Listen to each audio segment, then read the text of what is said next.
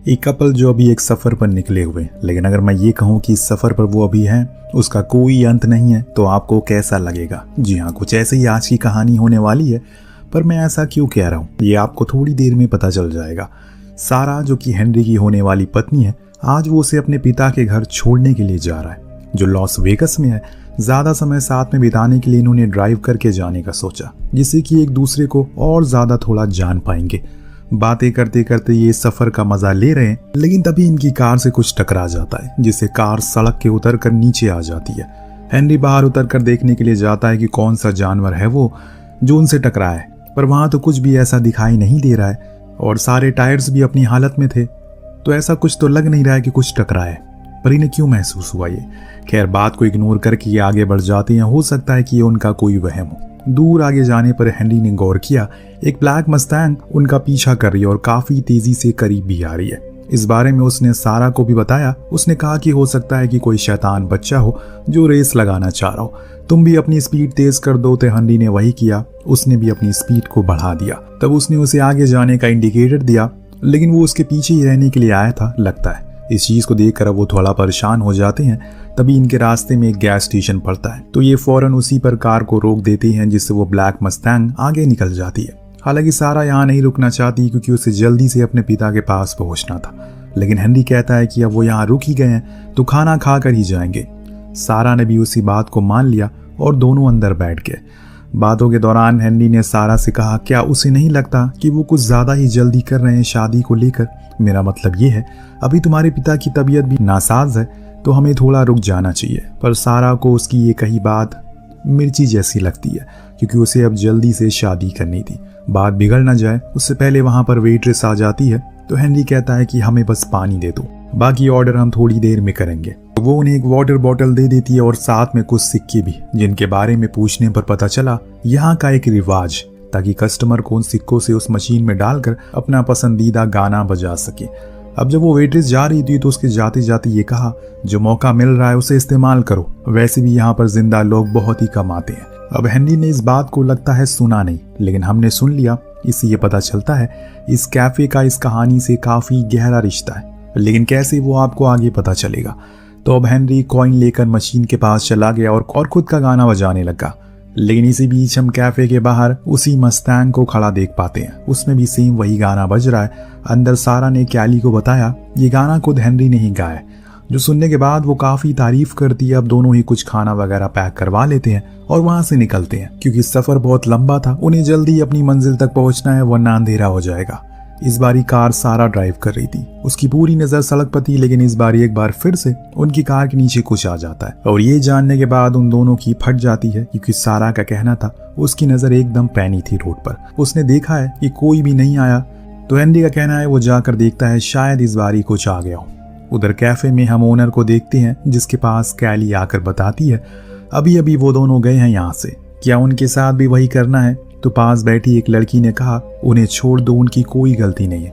पर ओनर कहता है कि हाँ, उस लड़की के हाथ में हम चोट और आंखों में आंसू देखते हैं, जो ये साफ दर्शा रहा है कि जरूर किसी बड़ी दुविधा से वो जूझ रही है, लेकिन वो क्या बात हो सकती है ये हमें नहीं पता। खैर, वहां बीच सड़क पर दोनों आपस में ही लड़ना शुरू करते हैं, क्योंकि वो इस चीज से अब तंग आ चुके हैं और अब इससे सारा भी इरिटेट हो गई है, क्योंकि उसे ये लग रहा है कि वो आगे नहीं बढ़ रहे हैं, बल्कि उसी जगह वापस आ जा रहे हैं जहाँ पहली बार रुके थे। लेकिन हेनरी उसकी बात को नहीं मानता, क्योंकि ये तो मुमकिन ही नहीं हो सकता। इतने में सारा की नजर पीछे खड़ी उसी ब्लैक कार पर पड़ती है। ये देख हेनरी फौरन उसे चाबी मांगता है, लेकिन सारा इस बार भागने की बजाय उसका सामना करने जाती है। पास जाकर शीशा नीचे करने को कहती है। जब उसने कार के अंदर बैठे शख्स को देखा तो उसकी हालत टाइट हो गई, क्योंकि उसमें एक शैतान जैसा दिखने वाला शख्स बैठा था, जिसे देखने के बाद सारा फौरन कार में आई और तेज रफ्तार से उसे भगाने लगी, जैसे मानो वो रेस में है। लेकिन कुछ ही देर में उसे पता चलता है कि उनकी कार का फ्यूल खत्म हो चुका है, पर वो रुक नहीं सकते, इसीलिए उसने फिर से उसी कैफे के सामने खुद की कार को खड़ी किया, जिससे वो काली मस्टैंग फिर से वहां से निकल गई। अंदर जाते ही सारा ने फौरन कैली से कहा, क्या हम आपका फोन यूज कर सकते हैं? उसने कहा कि हाँ, क्यों नहीं, जरूर करिए। बाहर जाकर उसने फौरन पुलिस को कॉल किया, बताया कि उनके पीछे एक कार बहुत देर से पीछा कर रही है, उसके अंदर एक अजीब सा दिखने वाला आदमी है। तो उन्होंने कहा कि किस जगह पर वो है, अभी वहां आने में उन्हें कुछ घंटे लग जाएंगे, इसीलिए अभी वो जहां पर हैं वहीं रुके रहे। इस दौरान हमें सामने एक खुलासा होता है, जो फ़ोन कॉल उसने किया वो पुलिस को नहीं बल्कि जॉन को लगता है। इसी कैफ़े का ओनर वो ऐसा क्यों कर रहा है? क्या उसका कोई खास मकसद है?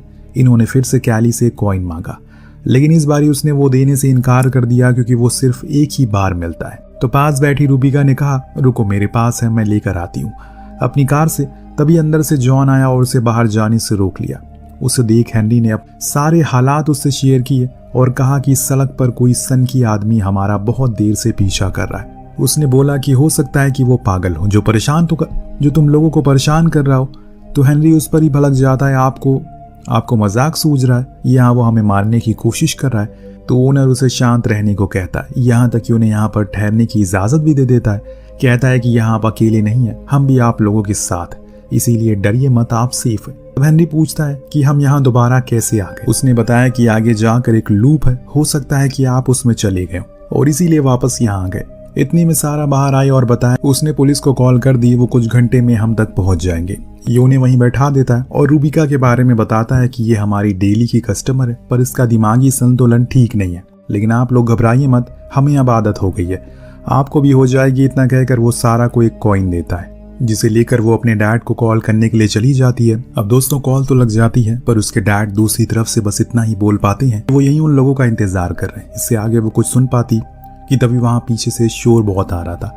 इस दौरान हम जॉन को देखते हैं जो रूबिका को कैफे के पीछे बने होटल रूम नंबर 17 के सामने ले जाकर खड़ा करता है। लेकिन रूबिका भी कहती है वो तैयार नहीं है, पर जॉन का कहना था कि वो जितना विरोध करेगी उसके लिए चीजें उतनी ही ज्यादा डरावनी हो जाएंगी। पर वो रोते हुए बस यही कहती है, तुम जिस जानवर को खाना खिला रहे हो उसका पेट कभी नहीं भरेगा। पर जॉन उसकी एक नहीं सुना और फेंक दिया रूम नंबर 17 में और बंद कर दिया गेट को बाहर से। इस तरह इन दोनों का खाना पीना हो चुका है, इसीलिए उसके पास मार्क यानी कि शेफ आकर बिल रख देता है। पर तभी जॉन आकर उस बिल को अपने पास रख लेता है और कहा कि आज का खाना इनके लिए मुफ्त है। दरअसल उस बिल पर रन लिखा था, यानी कि मार्क भी उस सच्चाई को जानता है जो कि अब इनके साथ होने वाली है।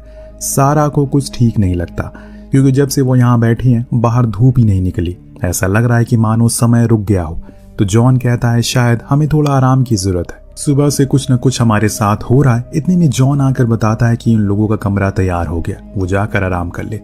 दोनों ही खड़े हो गए, उसके पीछे पीछे जाने लगे। बीच में सारा ने उससे पूछा, क्या आपको और भी लोगों से उसकी काली कार की शिकायत मिली है? जॉन ने कहा कि तुम खामखा चिंता में हो, उसे भूल जाओ, चलो कमरे में आ जाओ, ऐसा कुछ भी नहीं है। अब यहाँ सारा को फिर से कुछ अजीब लगता है। जॉन को उसका नाम कैसे पता? हेनरी तो उसे बेबी कहकर पुकारता है हमेशा। तभी उसकी नजर साइड वाले रूम पर पड़ी, जिसके अंदर उसे किसी लड़की का अक्स दिखाई दिया जो शायद मदद की गुहार लगा रही थी। ये चीज वो हेनरी को भी दिखाती है। दोनों को भी अब कुछ ठीक नहीं लग रहा है। वहीं जॉन बार बार उससे कह रहा होता है कि आप रूम में आ जाओ, बाहर मत खड़े रहो, जिससे अब इन्हें समझ में आ गया कि जरूर कुछ न कुछ गड़बड़ है। इसीलिए दोनों ही फौरन कार लेकर फरार हो गए। हालांकि जॉन ने पीछा किया लेकिन पकड़ नहीं पाया। मार्क और कैली ने बाहर आकर पूछा कि बॉस क्या हुआ। जॉन ने गुस्से में कहा कि अगर वो दोनों बच गए तो तुम दोनों की खैर नहीं है। तो कैली कहती है कि हमें उनकी मदद करनी चाहिए, पर बॉस इस बात से गुस्सा हो जाता है। कहता है कि वो पहले ही मर चुके हैं, इसीलिए अब उनकी मदद करके कोई फायदा नहीं है। वहीं दूसरी तरफ सड़क किनारे वही काले कपड़े वाला आदमी दिखाई देता है, जिसके बारे में वो हेनरी को भी बताती है। ये वही शख्स है जिसे मैंने उस काली कार में देखा था, जरूर कुछ तो गड़बड़ है। हेनरी ने बोला, मुझे ऐसा लग रहा है कि हमारा शिकार हो रहा है और ये चीज उस कैफे ओनर को भी अच्छे से पता है, लेकिन उसने हमारी मदद करने के बजाय हमारा फायदा उठाने का सोचा। दूसरी तरफ मार्क जाकर रूबिका के कमरे से उसके सामानों को बाहर लाता है, क्योंकि वो इस दुनिया में नहीं रही। लेकिन जब मार्क उसके सामानों को देखता है तो उसे अपने इस काम पर घिन आने लगती है। उसकी आत्मा अब उसे इस काम को और करने की इजाजत नहीं दे रही थी। वो जाकर बॉस से मिला और कहता है कि उसे काम यहीं रोक देना चाहिए, पर जॉन का कहना था उनका यही काम है और ऐसे ही सब कुछ चलता रहेगा। उधर वो दोनों अपनी कार को भगाए जा रहे हैं, तभी सारा के फोन पर उसके डैड की कॉल आती है। जब उसने उसे उठाया, उस तरफ से कुछ अजीब सी आवाजें आ रही हैं जो उनकी कार के रेडियो में भी सुनाई दे रही है और ये चीज दोनों को और अजीब लगती है। एक बार फिर से उनके कार के नीचे कुछ आता है, लेकिन इस बारी वो रुकते नहीं बल्कि स्पीड को और तेज करते हैं। तभी उनके पीछे एक बारी फिर से वही काली मस्टैंग आती है, तो उन्होंने कार को और तेज कर दिया। बस भागे जा रहे हैं ये दोनों। कुछ दूर जाने पर इन्हें फिर से वही कैफे दिखा, जिसके बाहर ये तीनों खड़े थे। ये सब कुछ देख रहे थे, जिस दौरान मार्क ने कहा कि उसे लगता है कि ये लोग बच जाएंगे क्योंकि इस बार इन्होंने हिम्मत दिखाई है। पर जॉन को ऐसा नहीं लगता खैर अचानक सारा ने ब्रेक लगा दी, जिससे वो काली मस्तान आगे चली गई। इन्होंने कार को मोड़ दिया, फिर दूसरी साइड जाने लगे।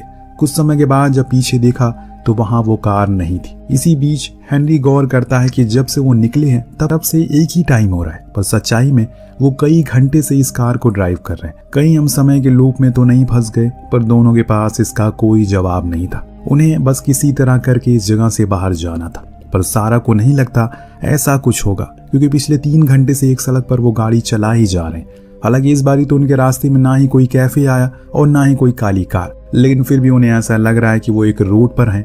पर हेनरी का कहना है वो सही है, बस उन्हें कार की स्पीड को मेंटेन रखना है। इसीलिए दोनों ही बारी बारी करके ड्राइविंग सीट चेंज करते रहते हैं और चलते रहते हैं।